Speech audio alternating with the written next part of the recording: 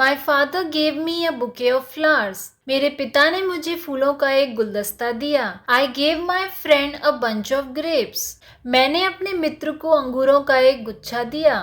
A bouquet of flowers, a bunch of grapes. अब आप ये सोच रहे होंगे कि ये क्या है। ये होते हैं कलेक्टिव फ्रेजेस जिन्हें हम एडवांस इंग्लिश के लिए यूज करते हैं। यहाँ पर हम ये भी बोल सकते थे my father gave me a collection of flowers या my father gave me many flowers. लेकिन अगर हम फ्रेज यूज करें तो हम ऐसे बोलेंगे माई father gave me a bouquet of flowers. Bouquet of flowers एक फ्रेज है, इसका मतलब होता है फूलों का एक गुलदस्ता। आज की इस वीडियो में हम ऐसे ही कुछ कलेक्टिव फ्रेजेस डिस्कस करेंगे जो आपके इंग्लिश के सेंटेंसेस को एडवांस बनाते हैं। तो चलिए बिना किसी देरी के वीडियो को स्टार्ट करते हैं। Let's start the video. इस वीडियो में हम डिस्कस करेंगे 25 कलेक्टिव फ्रेजेस। सबसे पहला है बंच ऑफ कीज। इसका मतलब होता है चाबियों का एक गुच्छा। जब बहुत सारी चाबियों को हम एक साथ मिलाकर रखते हैं तो हम उसे कहते हैं a bunch of keys. Next है अ बंच ऑफ ग्रेप्स। यहाँ पर कीज को हम रिप्लेस कर देंगे ग्रेप्स से। इसको हम कहेंगे अंगूरों का एक गुच्छा। नेक्स्ट है अ बुके ऑफ फ्लावर्स। इसका मतलब होता है फूलों का गुलदस्ता। इसमें कई सारे फूल होते हैं लेकिन इसे बंच ना कह के हम बुके कहते हैं। यहाँ पर आप देख सकते हैं कि बुके की स्पेलिंग होती है BOUQET, लेकिन इसमें T साइलेंट होता है। इसे पढ़ा जाता है बुके ऑफ फ्लावर्स। नेक्स्ट है अ बंडल ऑफ स्टिक्स। इसका मतलब होता है लकड़ियों का एक गट्ठर। बहुत सारी लकड़ियों को जब हम एक साथ मिलाकर रखते हैं तो हम उसे कैसे बोलते हैं, बंडल ऑफ स्टिक्स। नेक्स्ट है क्राउड ऑफ पीपल, लोगों की भीड़।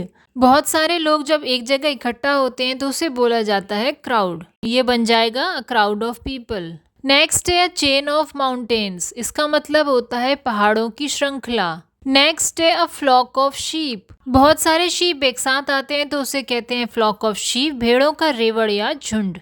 नेक्स्ट है फ्लाइट ऑफ बर्ड्स। इसका मतलब होता है पक्षियों का दल। फ्लाइट का मतलब होता है उड़ान। इसमें बहुत सारे पक्षी एक साथ उड़ते हैं इसलिए इसे कहा जाता है फ्लाइट ऑफ बर्ड्स। इसे पक्षियों की उड़ान भी कह सकते हैं। नेक्स्ट है ग्रुप ऑफ आइलैंड्स। आइलैंड का मतलब होता है द्वीप, इसे हम कहते हैं द्वीप समूह। नेक्स्ट है गैलेक्सी ऑफ स्टार्स।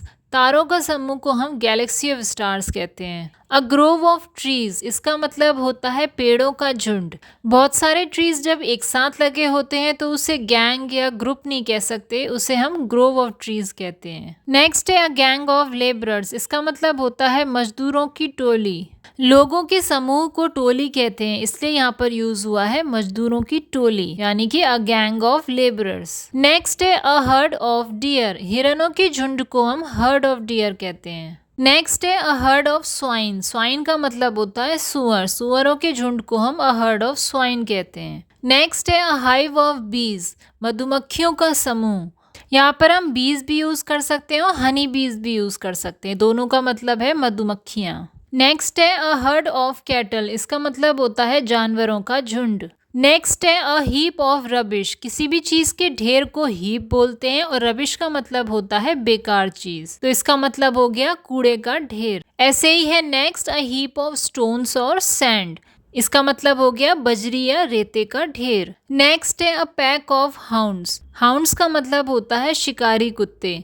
इनके झुंड को हम कहते हैं a pack of hounds. Next है पेयर ऑफ शूज। इसका मतलब होता है जूतों का जोड़ा। शूज दो पैरों में पहने जाते हैं। पेयर का मतलब होता है दो, इसलिए यहाँ पर पेयर का यूज हुआ है। नेक्स्ट है रेजिमेंट ऑफ सोल्जर्स। सैनिकों की टुकड़ी को हम रेजिमेंट ऑफ सोल्जर्स कहते हैं। अ रेंज ऑफ क्लिफ्स। क्लिफ्स का मतलब होता है चोटी, इसे हम कहते हैं चोटियों की श्रृंखला, रेंज ऑफ क्लिफ्स। नेक्स्ट है स्वार्म ऑफ फ्लाइज। फ्लाइज का मतलब होता है मक्खियाँ। मक्खियों के झुंड को हम कहते हैं स्वार्म ऑफ फ्लाइज। नेक्स्ट है अ सीरीज ऑफ इवेंट्स। इसका मतलब होता है घटनाओं की श्रृंखला। इवेंट्स का मतलब होता है घटनाएं। इवेंट्स एक के बाद एक होते हैं, यानी कि एक इवेंट के बाद दूसरा इवेंट होता है, इसलिए यहाँ पर सीरीज बोला जा रहा है, सीरीज ऑफ इवेंट्स। नेक्स्ट है अ ट्रूप ऑफ हॉर्सेस। हॉर्सेस का मतलब होता है घोड़े और ट्रूप का मतलब होता है सेना या टुकड़ी, तो इसका मतलब हो गया घोड़ों की टुकड़ी।